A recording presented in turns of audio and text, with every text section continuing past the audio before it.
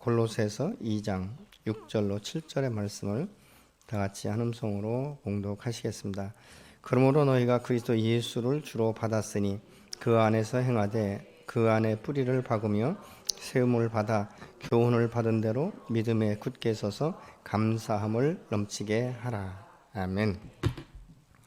우리가 세상에 살면서 살맛 나는 세상이다, 정말 죽을 맛이다, 세상이 왜 이런지 모르겠다, 이런 이제 생각들을 많이 하고 있죠.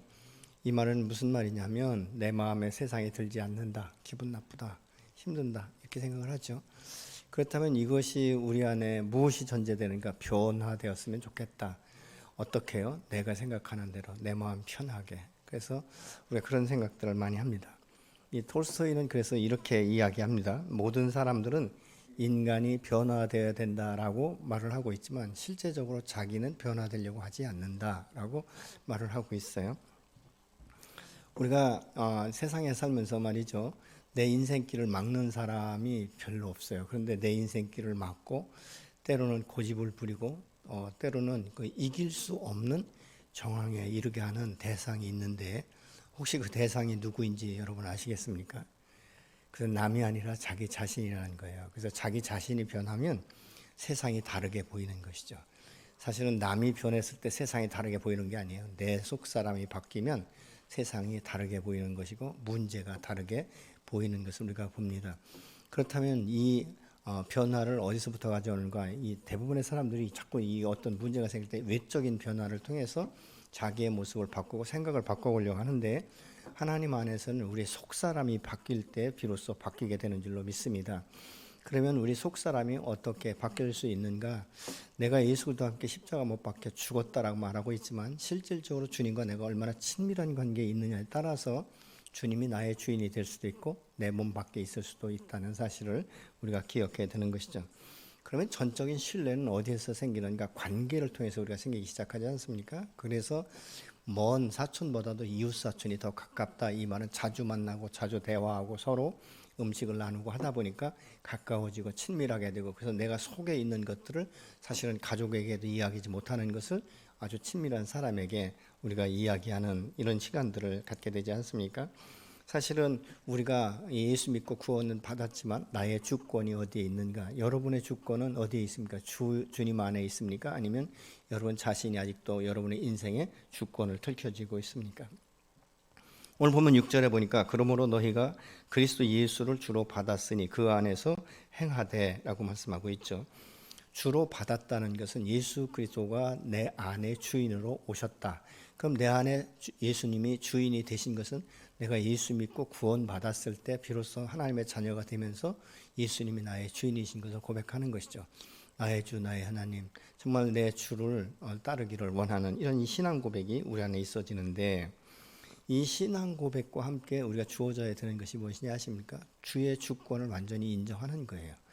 그러면 주의 주권을 인정한다면 우리는 주인이 명령하는 대로 순종할 수밖에 없죠. 근데 여러분은 어떻습니까? 여러분의 삶 가운데 여러분의 인생을 누가 이끌어 갑니까?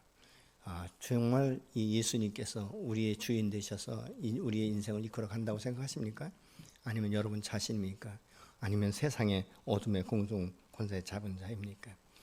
여러분이 과거에는 하나님과 단절된 상태에서 살다가 이제 예수 그리스도를 통해서 그 십자가의 다리를 통해서 하나님을 만나게 되었고, 우리가 부활의 산 소망 가운데 남들이 다 소망이 없다라고 말할 때도 내 하나님은 살아계시며 내 하나님은 전능하시며 나의 인생의 주관자가 되시기 때문에 나는 소망이 있다라고 선포할 수 있어야 되는 것이죠. 그럼 이것을 위해서 어떻게 나가야 되는가? 주님과 교제하려면 담대함으로 나가야 돼요. 여러분, 우리가 친밀한 아버지 앞에 나갈 땐 굉장히 자연스럽습니다. 굉장히 아주 담대함으로 나갈 수 있죠. 근데 친밀하지 않은 부모의 관계 가운데는 나가는 것 자체가 껄끄럽고 말씀드리는 것 자체가 굉장히 힘이 들어서 많이 벼르고 많이 미루다가 어쩌다 한번 이야기하면 이 대화가 잘 통하면 좋은데, 그렇지 않대는 내가 또 잘못했구나, 내가 또 실수했구나, 이런 생각들을 우리가 하고 있지 않습니까? 에베소 3장 12절을 보면 우리가 그 안에서 그를 믿음으로 말미암아 담대함과 확신을 가지고 하나님께 나아감을 얻는다. 여러분, 확신이 있을 때 우리는 주님 앞에 담대히 나가게 되는 것이죠.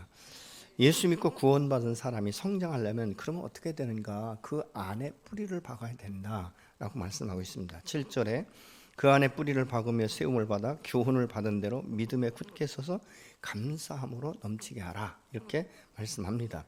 여기서 뿌리를 박는다는 이 원어상의 의미는 튼튼한 기초를 갖는다, 견고한 토대를 놓는다, 단단한 뿌리를 내린다, 이런 의미를 갖고 있어요. 그래서 지금 사도 바울이 골로새서 교회의 성도들을 향해서 지금 이 말씀을 하는 것은, 이 너희가 예수 그리스도 안에 뿌리를 내린 것은 너희가 선택하고 너희가 취한 것이 아니라 하나님께서 너희를 사랑하셔서 예수 그리스도를 통해서 십자가의 구원의 역사를 일으키시며 너희를 예수 안에 품어서 그 안에서 뿌리를 내리도록 하셨다라고 지금 말씀하고 있는 거예요. 여러분, 내가 예수를 붙드는 것 같지만 사실은 주님이 나를 붙들고 계시기 때문에 이만큼 우리가 신앙생활을 하고 있는 것이고 주님 앞에 나와 예배 드릴 수 있게 되는 줄로 믿습니다. 여러분, 나무가 굉장히 건강하고 튼튼하고 균형과 조화를 이루면서 성장할 수 있는 것은 외적인 것이 아니에요. 뿌리인 것입니다. 나무는 뿌리가 견고해야 돼요. 깊이 그리고 넓게 내려져야 이 바람이 불어도 요동치 않는, 그래서 우리가 예수 그리스도 안에서 하나님의 말씀 앞에 뿌리를 깊게 내리면 이 외적인 환경이나 유혹이나 이런 것들에 의해서 우리가 쉽게 흔들리거나 넘어지지 않는 것이죠. 여러분, 우리가 예수 그리스도 안에서 성장한다는 것은 무엇입니까? 장성한 분량에 이르는데 충만한 데까지 우리는 매일 매 순간마다 조금씩 성장해야 되는 것이죠. 여러분의 이 신앙생활을 하시고 나서 몇 년이 됐는지 모르지만 여러분의 연조를 통해서 뒤돌아볼 때 변화된 것이 얼마나 있는 것 같습니까? 우리가 믿음의 성장은 저절로 이루어지지 않습니다. 절대 이루어지지 않아요. 아무리 내 앞에 진수성찬이 차려져도 내가 손으로 먹지 않으면 배부를 수가 없는 것처럼 하나님 말씀이 내 안에서 새롭게 나를 인도하시고 때로는 내 마음 가운데 갈등을 일으키게 하는 이런 일들이 있으면서 계속적으로 성장하는 것이죠. 예수 그리스도의 믿음에 깊이 뿌리를 내릴 때 우리 안에 안정감이 오는데, 이 안정감은 세상에서 오는 안정감이 아니라 하나님께로부터 오는 안정감인 줄로 믿습니다. 우리가 이 뿌리를 깊이 내리면 환경의 지배를 받지 않습니다. 에베소 3장 17절을 보시면 믿음으로 말미암아 그리스도께서 너희 마음에 계시게 하옵시고 너희가 사랑 가운데서 뿌리가 박히고 터가 굳어져서, 여러분, 사랑 가운데 그 뿌리가 박힌다라고 말하고 있죠. 이 사랑은 인내할 수 있게 하는 것이고, 사랑은 내 것을 내 것으로 여기지 아니하고 정말 이타적인 사랑을 하게 되는 이런 모습을 우리가 볼 수 있는데, 이것은 내 힘으로 할 수 없어요. 그렇기 때문에 부활의 권능으로 역사하시는, 그리고 내 안에서 성령으로 오셔서 나와 함께 동행하시는 성령의 도우심이 있을 때 이런 그 부분들을 우리가 능히 해나갈 수 있게 되는 것이죠. 성령의 도우심으로 그리스도를 주로 받아들이고 이 주님과 연합되어서 그 말씀 앞에 뿌리를 깊이 내려서 이 유혹과 박해와 이 바람에 쉽게 넘어지지 않는 것은 그리스도를 통해서 그 뿌리를 깊이 내리는 것이 단회적으로 이루어지는 것이 아니라 지속적이어야 된다라고 지금 말씀하고 있습니다. 우리가 주님 안에 깊이 뿌리를 내리지 않으면 사실은 어려움이 올 때마다 하나님보다는 사람을 의지하게 되고 세상을 의지하게 되는 것이고, 자기의 지식과 지혜를 의지하게 되는 것을 우리가 보죠. 사실 급한 일일수록 때로는 우리가 돌아가라고 말하고 있는데, 급한 일일수록 빨리 이 문제가 해결되는 것을 원한다면 하나님 앞에 나가 질문하지 않습니다. 머무를 시간이 없다고 생각하는 것이죠. 너무 급하기 때문에 우선 눈앞에 있는 불을 끄고 봐야 된다, 이런 생각들을 많이 하게 돼서 하나님보다도 항상 인간이 생각할 때 스스로 쉬운 길을 선택하게 되는 이런 우를 범하게 되는 것입니다. 그렇기 때문에 인생의 풍랑을 참 많이 만나게 되는 거예요. 요나 같은 경우도 하나님께서 이 니느웨로 가라고 하셨으면 그냥 가면 되는 거예요. 그런데 자기 생각에 이것이 옳지 않기 때문에 다시스로 가다가 큰 풍랑 가운데 결국은 이 고난과 역경을 통해서 다시 니느웨로 돌아가는 이런 우를 범한 것을 우리가 성경을 통해서 알 수 있지 않습니까? 우리 문화의 특징 가운데 하나가 빨리빨리예요. 뭐든지 빨리 이루어져야 돼요. 그래서 직장에 들어가도 말이죠, 빨리 고속 승진해야 되는 것이고, 사업을 해도 빨리 성공을 하고 싶고, 그래서 확장시키고 싶은 이런 그 부분들, 집을 사도 어떻게 하면 이 평수를 더 넓힐 수 있을까, 이런 생각들이 우리 안에 늘 이 꼬리를 물고 있기 때문에 잠시도 우리가 이 쉼을 얻을 수 있는 이런 시간들이 별로 없어요. 그러니까 밤낮 없이 수고하고 열심히 일하면서 이제 몸에 피곤이 오면 죽겠다, 너무 힘든다, 뭐 내가 꼭 이렇게 살아야 되나, 그러면서도 또 다시 새로운 날이 밝아오면 우리는 그 자리로 돌아가는 우리의 모습을 보지 않게 됩니까? 어떤 분이 그런 이야기를 해요.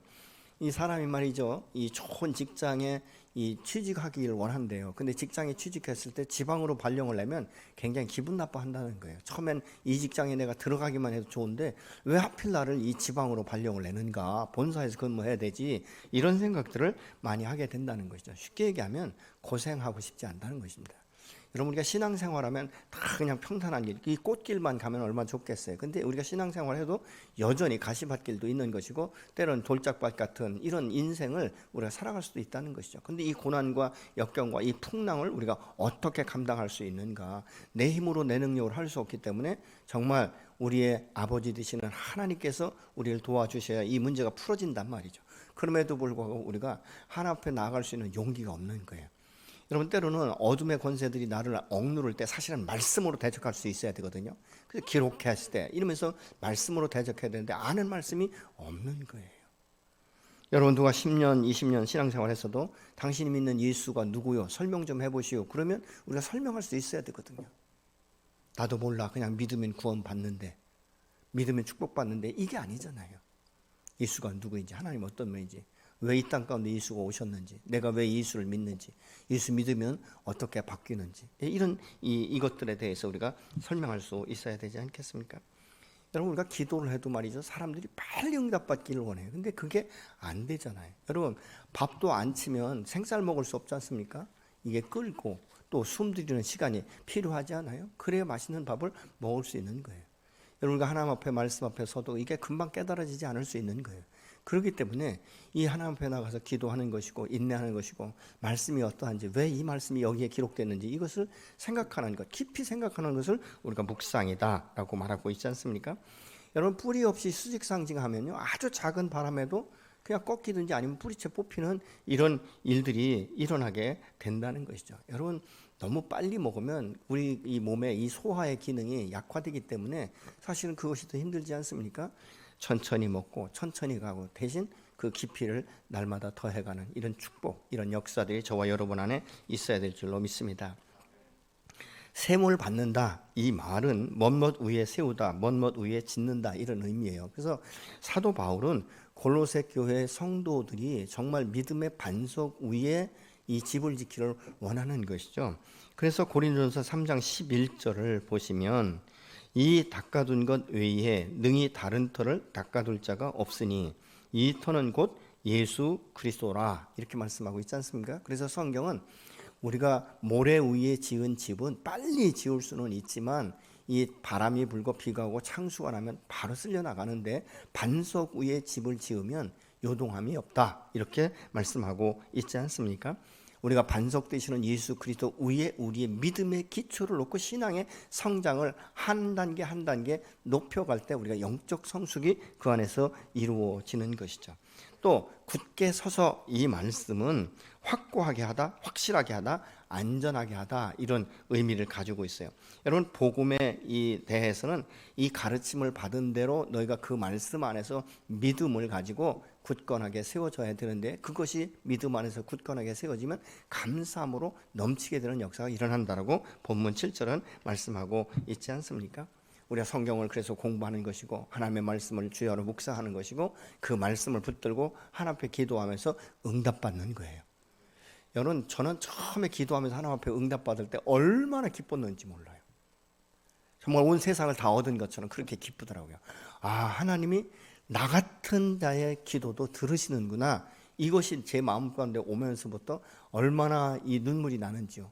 하나님, 내가 무엇이건데 내 소리를 들으시고 이 기도에 응답하셨는지, 그 응답하신다는 이것에 대해서 제가 새롭게 이 신앙 안에서, 아, 이것이 믿음이구나, 이것이 살아계신 하나님과의 관계이구나 라는 것을 깨닫게 됐죠.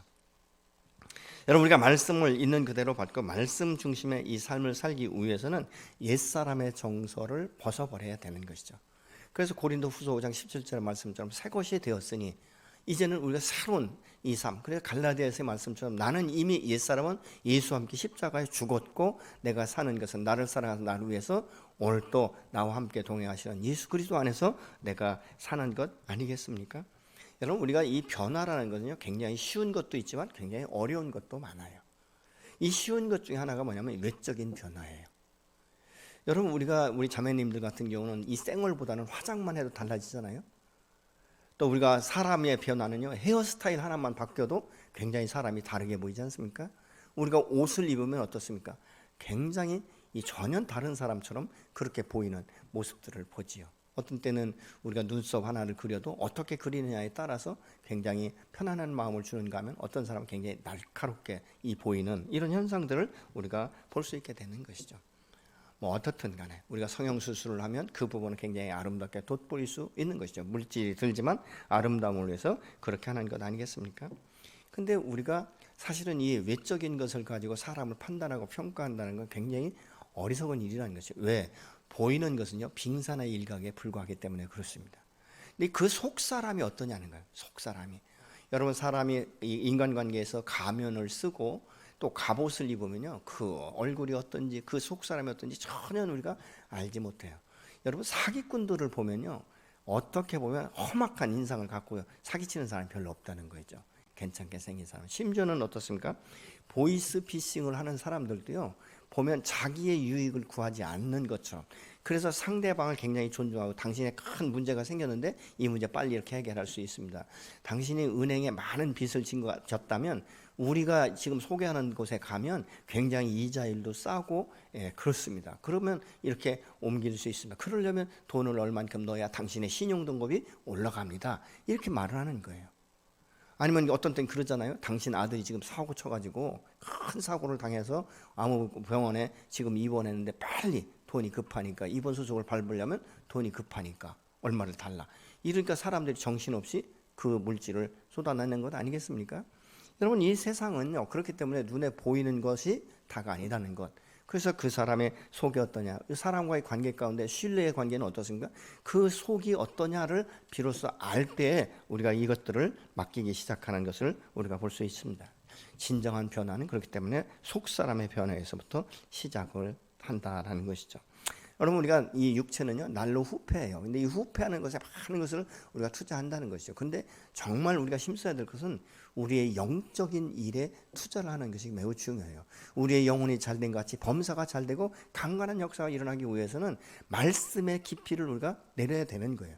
여러분, 십수년을 다녀도 암송도 나는 아무것도 할 수 없고 성경도 도대체 이해가 되지 않는다. 이것이 능사는 아니라는 것이죠. 근데 참 재밌는 것은요, 모르면서도 배우려고 하지 않는다는 거예요. 그냥 어떤 종교성을 가지고 그냥 마치 무슨 무속신앙처럼 나 예배 드렸으니까 하나님이 알아서 하겠지, 이런 잘못된 생각들을 하게 된다는 것이죠. 여러분, 속사람이 바뀐다는 것은 무엇입니까? 인격의 변화예요. 속사람이 바뀌지 않으면요, 1000년을 다녀도 인격의 변화가 있을 수가 없는 것입니다. 여러분, 사람의 상처도요, 이 외상은요, 치료받으면 흔적이 남더라도 통증은 없어요. 근데 마음의 상처를 받으면요, 굉장한 이 통증이 오래가는 거예요. 근데 마음에 또 병이 들면 그 사람은 살았지만 사실 기쁨도 없고 감격도 없고 감동도 없고 이런 무음이 건조한 삶을 살아가는 이런 모습들로 우리가 살아가는 사람들이 많지 않습니까? 그렇기 때문에 잠언 18장 14절에 보면 마음이 상하면 고치기가 어렵다라고 말씀을 합니다. 여러분, 나무도 뿌리가 병들면요, 오래 못 가요. 이 작은 바람에도 그냥 흔들려 버리고 넘어지는 이런 그 모습들을 보지 않습니까? 그렇기 때문에 우리의 신앙생활은 사실 말씀에 깊이 뿌리를 내릴 때 우리의 신앙이 더 아름답게 굳건하게 성장하는 줄로 믿습니다. 여러분, 우리가 육체의 강건함을 위해서는 많은 시간을 투자하고 때로는 물질을 투자하지 않습니까? 제가 수년 전에 말이죠, 제가 잘 아는 어떤 분이 오셔서 이런 이야기를 해요. 목사님, 그 뱃살을 좀 빼면 좋은데 그 굉장히 저렴합니다, 이렇게 얘기를 하더라고요. 그래서 저렴하다고 하니까 그러면 뭐 뱃살 빼도 나도 좋겠다, 이런 생각이 들어서 그냥 아무 생각도 없이 가져오라고 그랬어요. 그랬더니 열흘치를 가져왔는데 그게 수십만 원인 거예요. 그러니까 물릴 수도 없고 안 물릴 수도 없고. 그래서 그 다음부터는 제가 물어봤어요. 왜 이렇게 비싼 것을 싸다고 했냐니까, 아니 목사님, 어떤 분들은 1억도 투자해요 그러더라고요. 그러니까 이 이야기를 들으니까 야, 나는 이게 도저히 상상할 수 없는 것이구나. 사람의 육체의 어떤 이 건강을 위해서도 이 억대를 투자하는 사람들이 있구나. 이런 생각을 제가 해본 적이 있습니다. 근데 우리가 실질적으로 영혼을 위해서 무엇을 투자하고 있는가? 내가 이 세상에 살기 위해서 투자하는 시간보다 사실 내 영혼을 위해서 투자하는 시간은 얼마나 되는가? 모두가 다는 아니지만 아마 어떤 부분에 있어서는 내가 세상을 향하여 달려가는 시간의 10분의 1만 하나님 앞에 정말 드리면서 이 영적인 이 부분에 투자를 한다면 지금보다 훨씬 더 성숙된 그리스도인으로 정말 내 인격이 바뀌면서 하나님 앞에 기도의 응답과 함께 놀라운 이 동행의 역사를 우리가 경험하게 될 줄로 믿습니다. 영혼의 이 건강은요, 마음과 육체의 유익을 줄 뿐만 아니라 영원한 세계까지 연결을 해줘요. 그리고 날마다 그 말씀 안에서 지혜를 구하면 하나님께서 내가 상상할 수 없는 이 길들을 가게 하는 모습들을 우리가 보게 된다는 것입니다. 베드로전서 3장 3절로 4절을 보시면 너희의 단장은 머리를 꾸미고 금을 차고 아름다운 옷을 입는 외모로 하지 말고 오직 마음에 숨은 사람을 온유하고 안정한 심령에 썩지 아니할 것으로 하라. 이는 하나님 앞에 값진 것이다. 하나님 앞에 값진 것이 무엇인가? 우리의 숨은 이 속사람, 이것에 대해서 지금 본문은 이 말씀을 하고 있는 것 아니겠습니까? 마음에 숨은 사람을 온유하고 안전한 심령으로 가꾸는 것이 바로 뭐냐? 영성 훈련이에요. 여러분, 이 변화와 성숙을 우리가 바란다면 우리의 내면 세계에서 더 큰 관심을 가져야 될 줄로 믿습니다. 다시 말하면 영혼의 유익에 관심을 가지고 지속적으로 관리하고 유지하는 것을 의미하고 있습니다. 그래서 우리가 이 예수 그리스도 안에서 성숙하려면 믿음의 뿌리를 내리고 말씀을 주야로 묵상할 때 그는 시냇가에 심긴 나무가 시절을 주사 과실을 맺은 같이 열매를 맺는다라고 빌립보서 우리가 주님의 그 마음을 품고 주님 앞에 나가야 되는데 그것이 바로 은혜의 삶이다라고 말합니다. 빌립보서 2장 5절에 보면 너희 안에 이 마음을 품으라 곧 그리스도 예수의 마음이다라고 말씀하고 있습니다. 여러분, 성공하는 사람과 성공하지 못하는 사람의 차이가 엄청난 게 아니에요. 아주 조그마한 차이. 그 사람의 어떤 태도, 그 사람의 선택, 그 사람의 결정에 따라서 너무나 달라지는 것을 우리가 보는데, 여러분, 우리의 속사람을 가꾸는 것은 하나님을 향한 마음과 이 말씀 앞에 내 자신을 드러내고 옛사람의 정서를 십자가에 내려놓고 우리가 새 사람으로 이 단장하는 것, 이것을 지금 의미하고 있어요. 이런 일들은 하나님에 대한 믿음과 하나님을 사랑하는 마음과 그 말씀에 뿌리를 내릴 때 이루어지게 되는 줄로 믿습니다. 그렇다면 우리가 말씀 앞에 어떻게 뿌리를 내려야 되는가? 이 말씀에 뿌리를 내리는 것은 이 세상의 소리나 지식보다도 주의 말씀에 더 깊이 집중하고 주님 앞에 나아가는 것을 말하고 있는 것이죠. 내가 하나님의 말씀을 따라 살기로 결단하는 이것이 필요한 것이에요. 하나님의 말씀에 이 뿌리를 내리는 것은 주님과의 친밀감을 이제 경험하면서 복인의 이 삶이 어떤지를 우리가 경험하는데, 시편 1편 2절로 3절을 보시면 오직 여호와의 율법을 즐거워하여 그의 율법을 주야로 묵상하는 자로다. 그는 시냇가에 심기운 나무가 철을 따라 열매를 맺으며 그 잎사귀가 마르지 아니함 같으니 그가 하는 모든 일에 다 형통하리로다.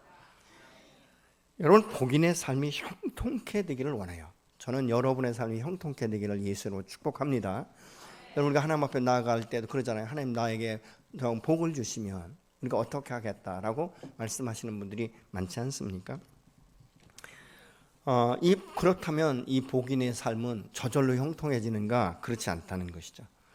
최소한 우리가 30분이라도 하나님의 말씀을 보고 그 뜻이 어떠한가를 묵상하고 내게 주어지는 이 교훈과 책망 앞에 우리가 직면할 필요가 있는 거예요. 여러분, 말씀은 다 우리에게 무조건 다 용납하라고 말씀 안 했어요. 때로는 우리가 죄 가운데 있을 땐 징계하신다라고 말씀하고 있지 않습니까? 여러분, 그렇기 때문에 우리가 하나님의 말씀을 묵상하는 것은요, 나를 새롭게 할 뿐만 아니라 나의 변화를 통해서 하나님께는 영광이며 이웃에게는 생명의 복음이 증거되는 하나의 통로가 되는 줄로 믿으시기 바랍니다. 그럼 우리가 사람에게 어떻게 보면 기분 나쁜 말을 딱 들으면 자존심이 상하면요, 이 말이 어떻게 보면 뭐 깊이 생각할 것도 없는데 묵상하기 시작하잖아요.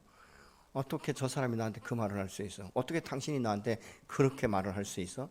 이게 묵상이 되어지기 시작하면 이게 꼬리에 꼬리를 물고 이게 제자리에 있는 게 아니라 계속 확장해 나가요. 그러다 보면 나중에 뭐 어떻습니까? 마음에 분노가 일어오르고 정말 왼수같이 생각하게 되고 이거 내가 어떻게 반드시 되돌려 주리라 이런 생각들로 가득 차기 때문에 내 마음이 굉장히 고통 가운데 놓이는 거예요.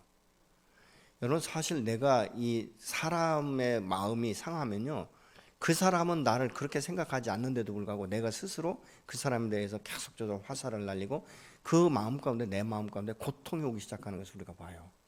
그래서 이 고통을 없애는 것은 무엇이냐? 그 사람을 만나서 대화하는 것도 좋지만 먼저 내 마음 가운데 있는 이 모든 고통들을 주님 앞에 내어놓는 것, 이것이 매우 중요한 거예요. 하나님, 내가 너무 고통스럽습니다. 이 문제를 하나님 앞에 올려드립니다. 하나님의 방법으로 하나님께서 해결해 주십시오라는 이 기도가 필요한 것 아니겠습니까?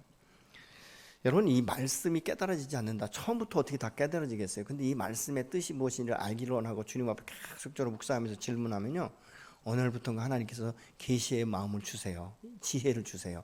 이 말씀이 그런 뜻이다라고 우리가 이해할 수 있도록 하나님께서 해주시는 것을 우리가 보죠. 여러분, 말씀의 그 능력이 내 안에 주어지기 시작하면 신약계 신교 나무가 열매를 맺는 것처럼 내 인생 가운데 풍성한 열매를 맺어지는 이런 결과를 가져오게 되는데, 그게 어떻게 되는가? 주님과의 긴밀한 관계예요. 요한복음 15장 4절 5절의 말씀을 보시면, 내 안에 거하라, 나도 너희 안에 거하리라. 가지가 포도나무에 붙어 있지 아니하면 스스로 열매를 맺을 수 없음같이 너희도 내 안에 있지 아니하면 그러하리라. 나는 포도나무요 너희는 가지라. 그가 내 안에 내가 그 안에 거하면 사람이 열매를 많이 맺나니 나를 떠나서는 너희가 아무것도 할 수 없음이라. 여러분, 이 신앙생활은요 오래한 이것이 문제가 아니에요. 내가 짧게 했더라도 하나님을 알고 싶은 갈망함, 정말 하나님의 언약의 말씀이 어떠한지 때로는 시험하고 싶은 이런 마음들이 우리 안에 생기면 그 말씀 갖고 주님 앞에 나가 기도하기 시작하는 것 아니겠습니까? 여러분, 하나님의 말씀이 어떠한지 그 말씀을 자꾸 묵상하고 그것에 대해서 하나님을 알기를 원하는 사람들의 신앙은요 날마다 성장하는 거예요. 그래서 주님께서 말씀하시잖아요. 먼저 된 자가 나중되고 나중된 자가 먼저 될 수 있다. 여러분, 수십 년을 신앙생활해도요 성경을 보지 않고 하나님 앞에 기도를 경험하지 못한 사람들은요 어떻게 보면 빈 강정처럼, 겉은 크리스찬처럼 생겼지만 속 사람은 다 이 세상 것으로 가득 차 있는 사람이에요. 그러니까 신앙생활을 종교화 시켜버린단 말이죠. 하나님을 우상화 시켜버린단 말입니다.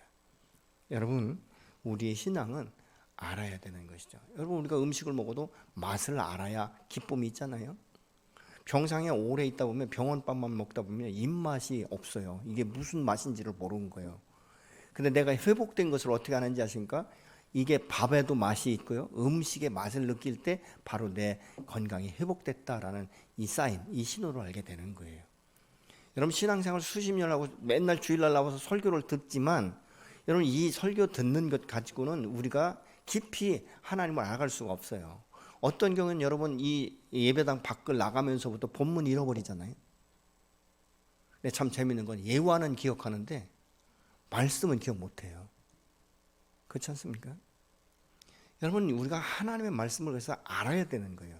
어떻게 수십 년 신앙생활하면서 하나님 앞에 기도 한 번 응답도 못 받고 기도하는 시간도 한 시간도 채우지 못하고 하나님의 말씀을 봐도 그냥 몇 자만 보면 참 핑계 좋아요. 육신이 약하다 이런 얘기를 하죠. 어떤 경우는 사랑하기 때문에 잠을 준다 이렇게 말씀하고 있는데 아니에요. 여러분, 저는 우리 성도들은요 모든 것을 좀 알면서 그 주님 안에서 그 깊이를 더해가는 삶이 되기를 간절히 소망하고 그렇게 기도하고 있습니다. 저는 여러분들의 삶 가운데 어느 때인가부터는 오늘 이 요한복음 15장의 말씀처럼 내가 그 안에 거하고 그분이 내 안에 거해서 함께 기도하고 하나 되어서 하나님께서 인도하신 그 길을 따라갈 때 내 인생이 풀어지고 형통했다라는 이 간증을 하시면서 여러분 자녀들에게 유혹으로 물려줬으면 좋겠어요. 내가 너에게 별로 줄 것은 없지만 정말 내 하나님은 살아계시며 내 하나님은 전능하시며 반드시 하나님께서 너와 함께 동행하시기 때문에 내 평생 하나님께서 인도하시고 형통하게 하실 거라는 이런 유언을 할 수 있는 저와 여러분이 되었으면 좋겠습니다. 여러분, 우리가 말씀을 묵상하면요 우리의 영혼이 즐거워요. 우리의 영혼이 즐거워지면요 얼마나 내 안에서 이 기쁨이 있는지 하나님을 찬양하게 되는 것이죠. 그냥 혼자 있어도 찬송이 나오게 되어 있는 거예요. 그래서 무엇을 하든지 간에 지혜롭게 분별할 수 있고 이것을 판단할 수 있기 때문에 여러분, 우리가 이 세상에 살면서도 우울을 범하는 이 확률들이 점차적으로 줄어들게 되는 것을 우리가 경험하게 되는 줄로 믿습니다. 우리 인생은요, 매 순간마다 선택하게 돼 있어요. 물건을 사도 선택하는 것이고, 또 예배를 드려 갈 것인가 말 것인가 이것도 선택하는 것이고, 그렇지 않습니까? 내가 오늘 걸을 것인가 차를 탈 것인가 이런 것도 선택하는 것이고, 내가 사랑하는 사람에게 어떤 말을 할 것인가 그때마다 우리가 선택하는 것이고, 내 안에 화가 났을 때 이것을 어떻게 내가 처리할 수 있는가 이것도 선택인 거예요. 어떤 사람들은 내 성질 그러니까 확 쏟아버리잖아요. 그러면서 뒤끝 없다라고 말하는데, 여러분, 뒤끝은 자기나 없지요. 감정 다 풀어냈으니까. 근데 그 받는 사람은요, 얼마나 큰 상처를 받는지 아십니까? 이런 것들을 우리가 생각하지 못하는 것이죠. 여러분, 나무는 그 뿌리가 얼마나 넓고 얼마나 깊이 뻗쳐 있느냐에 따라서 나무의 크기가 달라지는 것을 봐요. 근데 나무도 보면 나이테가 있지 않습니까? 나이테가 어떻습니까? 남쪽으로 향해서는 나이테가 넓어요. 근데 북쪽으로 향해는 나이테가 좁은 것을 우리가 보죠. 어느 해는 나이테가 큰데 어느 해는 보면 나이테가 굉장히 작아요. 가무는 해 같은 경우는 나이테가 작습니다. 근데 풍족하게 어떤 수분이나 양분을 충족하게 공급받을 수 있는 해에는요, 이 나이테가 넓어지는 것을 우리가 봐요. 그런데 이 나무가 뿌리가 깊고 넓은 것도 좋지만 어느 곳에 그 뿌리를 내렸느냐가 더 중요한 것이죠. 여러분, 메마른 땅에 어떤 그 돌짝밭 같은 땅에 뿌리를 깊이 내릴 수 없지만 그곳에 많은 뿌리를 내리고 깊이 내렸다 할지라도 물이 없으면 그 나무는 사철을 푸르게 할 수 없는 것이고 정말 때마다 아름다운 열매를 맺을 수 없어요. 그런데 에레미야 17장 8절을 보시면, 그는 물가에 심어진 나무가 그 뿌리를 강변에 뻗치고 더위가 올지라도 두려워하지 아니하며 그 입이 청청하며 가무는 해에도 걱정이 없고 결실이 그치지 아니함 같으리라. 어디예요? 강변에 뿌리를 뻗친 나무는 가무는 해에도 두려움이 없다라고 말하고 있어요. 우리가 예수 그리스도 안에서 말씀의 뿌리를 깊이 내리면, 여러분, 흉년이 온다 할지라도, 우리 안에 고난이 온다 할지라도, 내 인생 가운데 광야가 놓여진다 할지라도 그것 때문에 요동함이 없다는 것이에요. 반드시 하나님께서 그럼에도 불구하고 우리 안에서 역사하시고, 그럼에도 불구하고 메추라기와 만나를 먹이는 것처럼 우리에게 일용할 양식을 공급하시면서 내 인생의 아름답고 풍성한 믿음의 열매를 맺히게 하시는 줄로 믿으시기 바랍니다. 대나무는요, 누가 그래요? 대나무는 우리가 대나무 크는 걸 보면 굉장히 빨리 크잖아요. 근데 우리가 겉으로 보이는 건 그렇게 빨리 성장하지만 대나무는 뿌리를 먼저 내린다고 말합니다. 그러니까 뿌리를 먼저 내리기 때문에 이 대나무 순이 올라오기 시작하면 하루가 다르게 반드시 하늘 향하여 올라간다는 거예요. 여러분, 우리가 믿음이 성장하고 하나님의 말씀 앞에 하나님의 축복이 내 안에 빨리 임하기를 원한다면 사실은 기다리는 시간이 필요한 것이죠. 하나님의 말씀을 묵상하고 그 말씀이 어떤지. 그래서 우리가 주님 앞에 나가 기도할 때도요, 그냥 막연하게 기도하는 것보다 기록되었잖아요. 하나님 이렇게 말씀하셨잖아요. 이 말씀대로 내 인생 가운데 이루어지기를 원합니다. 이 말씀을 통해서 우리의 자녀들이 하나님 앞에 아름답고 풍성하고 형통한 삶을 살아갈 수 있도록 하나님 축복하여 주십시오. 말씀을 붙들고 기도하고 말씀으로 응답받는 것이 지금 저는 경험할 때 가장 효과적인 것이고, 그것이 잊혀지지 않는 응답인 것을 경험할 수 있는 것이죠. 꼭 무슨 말씀으로 응답받지 않아도 물론 우리가 기도 응답을 받을 수 있지만, 여러분, 말씀을 많이 암송하면 얼마든지 할 수 있어요. 여러분, 우리가 이단과의 그 싸움에서도요, 내가 말씀을 모르면 정말 헤매는 거예요. 그러니까 이 장로들도 넘어가는 거 아니겠습니까? 근데 내가 말씀에 정확하면요, 넘어갈 수가 없는 거예요. 오래 전에 말이죠, 저희가 이 유성에서 살 때인데 여호와 증인이 왔어요, 하루는. 근데 이제 저희 아내하고 이제 하다가 영혼이 불쌍하니까 이게 대화를 하는 중에 이 아이들이 이 말씀을요, 꼭 2인 1조로 다니잖아요. 그러니까 말씀을 막 들이대는 거예요. 그때마다 이제 저희 아내가 그거 그렇게 기록되냐, 그럼 그 뜻이 무엇이냐 질문하면서 또 말씀으로 갖다 펴주면서 하나님은 이런 분이고 예수님은 이렇고 우상은 무엇이고 또 이단이 무엇인지 이런 것들을 설명하니까요, 그 사람이 나중에는요 이런 이야기를 했다고 해요. 내가 지금까지 다녀봤지만 당신같이 성경을 많이 아는 사람은 못 봤다. 그래서 내일 다시 오겠다. 그래서 제 아내가 그렇게 얘기했다는 거예요. 내일 다시 올 때 다른 사람 데려오지 마라. 정말 네가 내일 나를 다시 만나고 싶으면 너 혼자 와라. 그렇게 이야기를 했다고 그래요. 그러니까 이제 다음 날 안 오는 거죠. 네. 여러분, 우리가 말씀을 그래서 많이 암송하고 이 묵상하는 것이 얼마나 중요한지 모릅니다. 우리가 이 말씀을 그러면 어떻게 더 견고하게 우리가 할 수 있는가? 훈련이 필요한 거예요. 그래서 우리가 성경을 공부하는 것이고 말씀을 이 묵상하는 이런 것들도 계속적으로 훈련을 받는 것 아니겠습니까? 그 깊이를 더하고 그러면 자신도 모르게 믿음의 반석 위에 내가 굳게 세워지는 것이죠. 그래서 이 외적인 어떤 환난이나 이 풍파에도 요동치 않고 믿음의 주여 온전케 하신 이인 예수만을 바라보면서 나아갈 수 있는 이 축복. 그래서 좌로나우로 치우치지 않는 것은 분명한 목적지가 있기 때문에, 분명한 목표가 있기 때문에 그렇습니다. 그래서 쟁기를 잡은 자는 앞에 있는 목표를 보고 나가는 것이 뒤를 돌아보면 안 된다라고 주님은 말씀하고 있지 않습니까? 여러분과 이 세상 살아갈 때 얼마나 유혹이 많은지 몰라요. 얼마나 이런 그 부분들에 대해서 유혹하는지 모릅니다. 근데 이 유혹에 넘어지지 않게 되는 것은 무엇입니까? 말씀의 뿌리를 내리는 것이죠. 우리에게 영원히 이 주어지는 생명은 하루살이가 아니지 않습니까? 여러분, 이건 1년 초가 아닌 거예요. 우리는 영생의 축복을 받지 않았습니까? 우리는 지금부터 예수 믿는 순간부터 영원토록 우리 주님과 함께 동행해야 되는데 그분이 어떤 분인지 알면 알수록 더 깊은 신뢰와 함께 믿음이 가지 않습니까? 정말 내가 견고하게 세워져가는 이 믿음의 반석 위에 서서 주님의 영광을 노래할 수 있고 주님 안에 찬양할 수 있다면 우리는 평생 감사하는데 본문에 보면 뭐라 합니까? 감사를 넘치게 하라고 지금 말씀하고 있지 않습니까? 여러분, 아무리 정말 아까도 말씀드린 오랫동안 교회를 출석해도 말씀의 깊이가 없고 기도의 훈련이 되지 않으면 그 뿌리는요 깊이 내릴 수 없기 때문에 이 환경과 이 자기 감정과 이 상황에 얼마나 많은 영향력을 받게 되는지 모릅니다. 그리고 너무 쉽게 상처를 받아요. 여러분, 우리가 오늘 또 다른 사람이 아니라 내 속사람이 변화되는 이것을 향해서 오늘도 우리가 나가야 될 줄로 믿습니다. 지금까지 여러분 오랫동안 신앙생활 하시지만 나는 하루에 성경을 반쪽도 못 보고 있습니다 라고 생각하시는 분이 계시다면 늦지 않았습니다. 오늘부터 성경을 반 페이지라도 보시고 이해가 안 되시면 기도하는 거예요. 하나님, 이 말씀 뜻 모르겠어요. 가르쳐 주세요.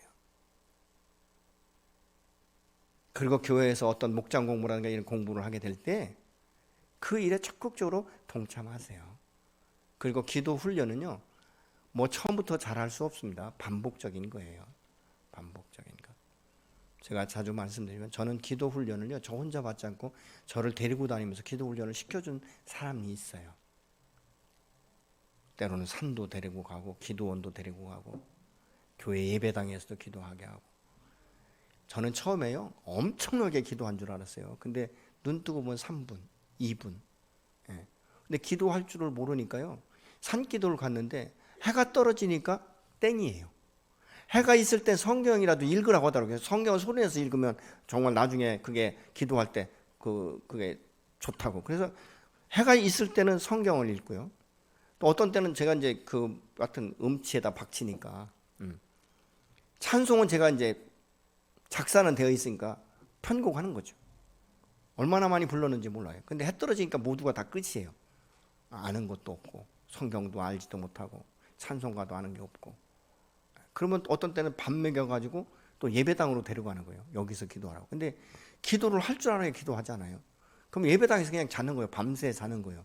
근데 그때 당시에는요 이 교회 오래된 집사님들이, 여집사님들이 이 강단에 한 6, 7명이 쭉 앉아가지고 밤을 새고 기도하는 거예요. 전 기도 소리를 듣고 자고 기도 소리 들으면서 깨내는 거예요. 그러면 다음날 아침에 새벽 예배 드리고 그리고 집으로 가서 다시 출근 준비하고 출근하고 이런 그 일들을 반복적으로 하다 보니까 어느 순간부터 기도가 나오기 시작하는 거예요. 그래서 제가 한 2년 이상을 성전에서 거의 매일 잠을 자면서 이 기도를 제가 훈련 받았거든요.